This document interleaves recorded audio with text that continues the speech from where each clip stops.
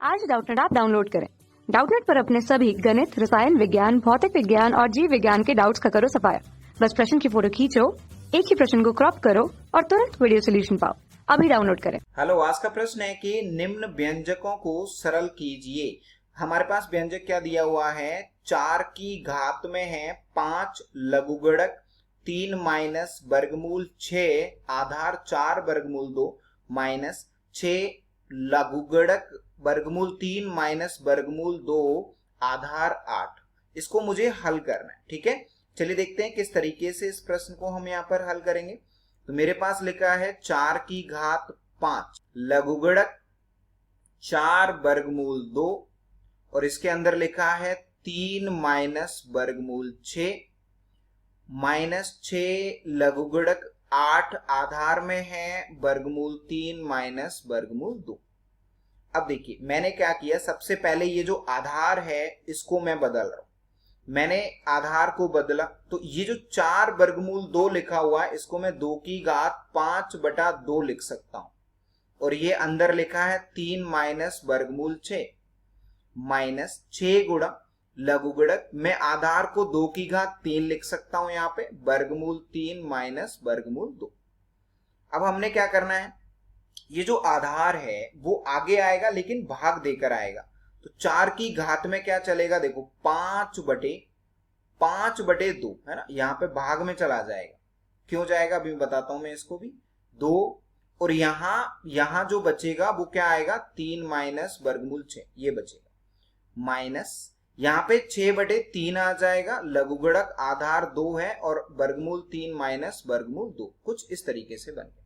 ऐसा इसलिए हुआ क्यों, क्योंकि कभी भी लघुगणक के आधार में अगर घात n है इस तरीके से लिखा है तो वो घात 1/n लघुगणक b आधार a बन जाती है। ठीक है, इस गुणधर्म को हमने यहाँ पर अपनाया। आगे देखते हैं, आगे हमारे पास ये क्या बनेगा, 4 की घात ये देखो ये 5 से 5 कटा, यहाँ 6 से 3 से 6 भी 2 बार कट गया तो ये बना 2 लघुगणक।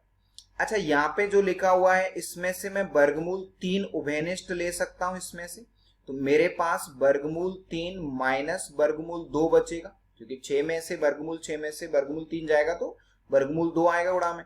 आधार 2 ऋण 2 लघुगणक वर्गमूल 3 माइनस वर्गमूल 2 आधार 2।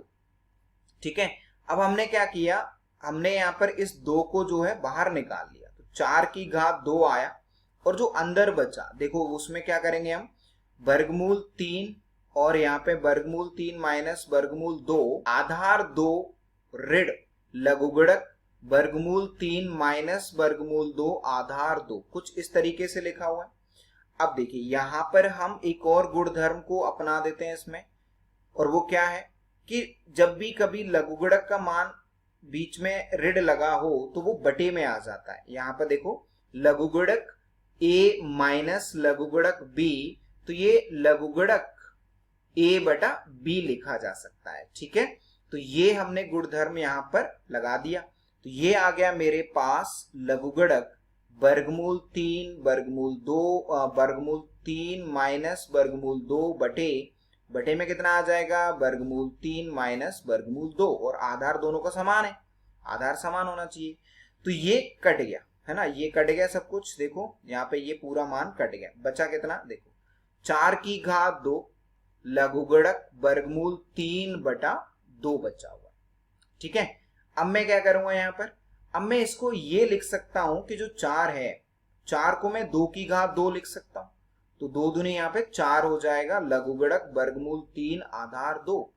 अब ये 4 जो है वो इसके ऊपर चला जाएगा यहाँ पर तो यह आ जाएगा 2 की घात लघुगणक, तो ये 3 की घात 2 बन जाएगा जब ये 4 ऊपर जाएगा तो आधार 2, और ये मान 3 की घात 2 बराबर 9 आ जाएगा। ऐसा क्यों हुआ, क्योंकि यहां पर हम एक गुणधर्म लगाएंगे इसका लघुगणक का कि अगर a की घात में लघुगणक लिखा हुआ है b आधार a, तो ये आधार a और जिसकी घात में ये लिखा हुआ है ये दोनों सेम होते हैं तो ये मान b बाहर आता है। ठीक है, तो ये देखो 2 और 2 समान हो गए तो 3 की घात 2 बाहर आ जाएगा, मतलब उत्तर हमारा कितना हो जाएगा, 9 के बराबर हो जाएगा। तो मुझे उम्मीद है आपको सवाल समझ में आया होगा। धन्यवाद। कक्षा 6वीं से 12वीं से लेकर नीट, IIT, JEE वो एडवांस के लेवल तक 1 करोड़ से ज्यादा छात्रों का भरोसा। आज ही डाउनलोड करें डाउटनेट ऐप या व्हाट्सएप करें अपने सारे डाउट्स 8400 400 400 पर।